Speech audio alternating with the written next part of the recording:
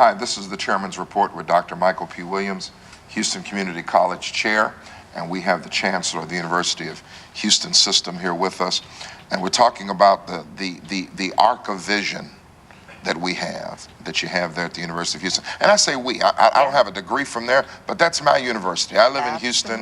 It has the university, the name of the city in it, and so it's my university, and I happen to live in the area too, so I interact a lot with faculty people, so many of them in my homeowners association and students in the area, and I've had a great many students that I've known who've successfully gone through the University of Houston.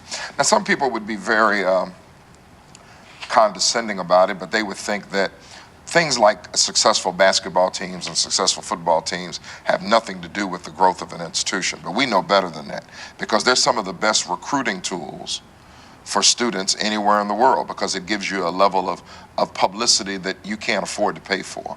Right. When you're on ESPN, when the University of Houston Cougars are in March Madness, or when we were ranked in top 25, and I'm glad to see you all kept Coach Sumlin as we're moving into the next level. Those are very important, and I think it gives a different kind of ambiance and visibility to an institution.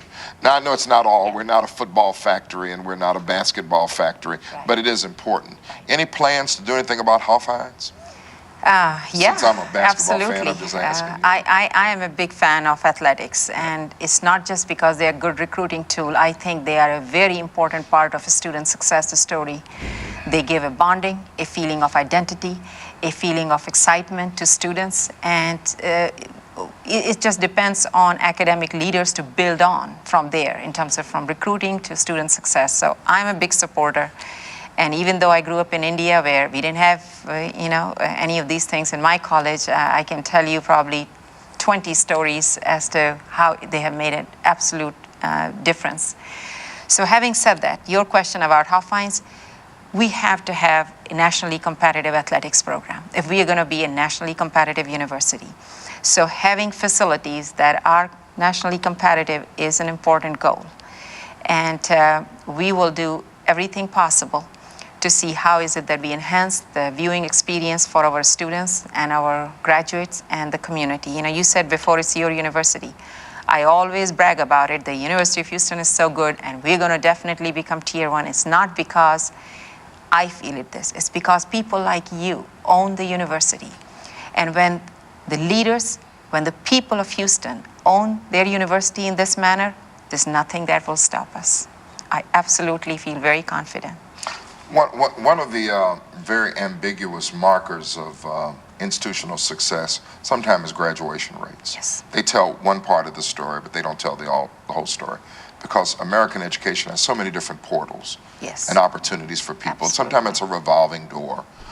There's so many countries, and you're aware of that, where there's one door, and if you don't go through that door, you don't make it. Yes. But here people can start and stop, and that's what the community college does. We have people who begin and end and start and stop, and even sometime in four-year institutions. What are your graduation rates like, and what would you like them to be? Well, our graduation rate is not that I'm very proud of. It's 6-year graduation rate is 42%. Now, how does that compare to the national average? I was just going to say that. For me, I understand that we're not a residential campus, so we cannot compare with the residential campus, and that's okay. But I want to at least compare us against those universities that are in similar settings with similar mission, serving similar kind of population. And given that we are about 10 percentage point lower. So my very important goal is in next 4 to 5 years, as we talk about Tier 1, is to absolutely move the graduation rate. And I'm not buying any excuses for that, well, because of this, because of that. Everything else can be what it is. But we have to commit to provide our students the kind of support, the kind of services, the kind of academic programming that will get them successfully graduate from the university. It becomes our obligation. So I think that's an admirable goal, and I'm sure that there's the support mechanism. I know you have an outstanding board of regents. I've known many of them over the years, and I know this current group is a very strong group of regents, and your chairman, Welcome Wilson, is a great guy. He's a larger than life kind of figure who Very has true. really owned this institution. Absolutely. And that's what you have to have with the kind of leadership. And I think that the University of Houston has great respect and admiration in the legislature. Yes, And the very kind true. of quality of people that the governor has sent, Right. you know, to serve in that institution speaks volumes about what we think. Absolutely. It's an exciting place. I mean, I drive through down Cullen sometime near my house while school is going on. It's an exciting, vibrant Right. institution, and there's just something very magnetic about what's going on there. And I think a lot of that has to do with your leadership, Chancellor. You're a real Thank you. hurricane, and hopefully you don't find out what that means down here. Well, I came from Florida, You're so from- I that's had right, so known. you're in Hurricane Alley, so I you had understand. known that, and that's very kind of you to say that, but honestly speaking, I mean, I am very small part of the effort that's going on. I mean, I've got some great faculty, staff, and just regents are, as you said, absolutely dedicated, just visionary, and so supportive. I mean, we are just so lucky and so blessed. And the community. I mean, during these 2 years when the economy has gone south, our donors have stepped up. Our fundraising increased by 27%. Well, it says something about your leadership style, Chancellor, that you deflect what I have to say and share that with the people around you. Find out if you're into chandelier, you don't have to be the brightest bulb. Oh, It takes no. a lot of light around you to make things happen. Oh, there. As we come to the end of our discussion, there's one last question that I do want to ask you about the University of Houston. The issues of diversity are always somewhere on the surface, and Houston is a very diverse community. Yes. It's an area that is, between its largest ethnic communities, are roughly a third. How does the student body, the faculty, and the administration look in terms of its diversity issues? Well, this is a great question. Our students, of course, are very, very diverse. I mean, we are either number 1 or number 2, depending on which year we're looking, a diverse research institution in the country. And I'm very proud of that fact, that we are able to provide access to such a diverse population. In terms of the faculty, we do very well, but definitely not anywhere in comparison to where students are. When it comes to administration, it's very dismal, I would say.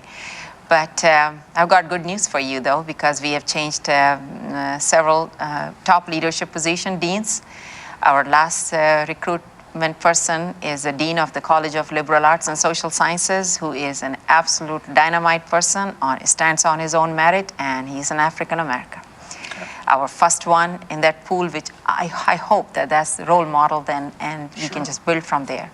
One of the deans we have recruited, Dean of the College of Architecture, and she is a woman.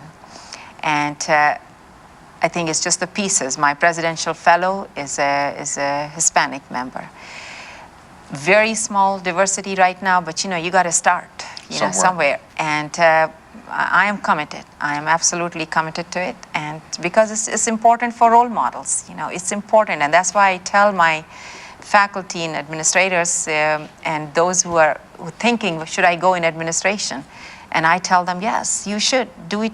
Even if not for yourself, you got to do it for those who might look at you and look up to you and say, well, I want to be like that person. Thank you, Chancellor. Our time has come to an end, and I hate it when we get here because when the conversation is getting good. We've got to go now.